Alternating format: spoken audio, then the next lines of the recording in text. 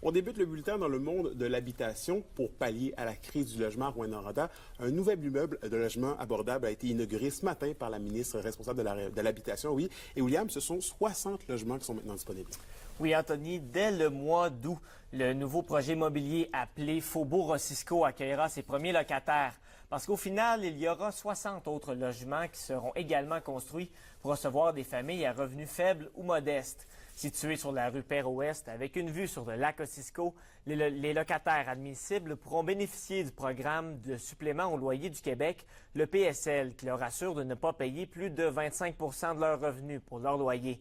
Le prix moyen pour un 4,5 sera donc évalué à environ 850 $ par mois.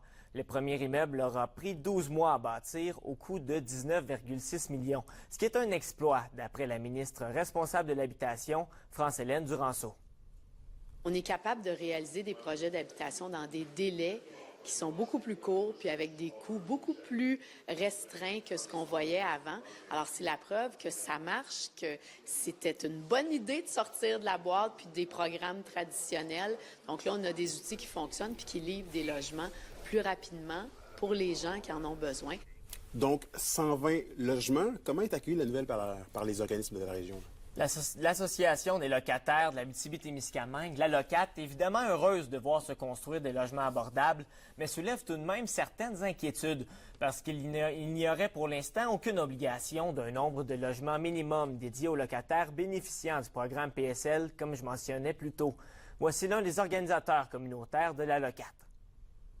L'équivalent dans le neuf, on s'entend, c'est au-dessus de 1500 $. Donc, sans subvention gouvernementale, ça se pourrait pas pour bien les ménages, sauf que les ménages avec les besoins les plus impérieux en logement, puis qui sont plus à risque de se trouver en situation d'itinérance, sont pas nécessairement capables de se permettre des logements à ce prix-là.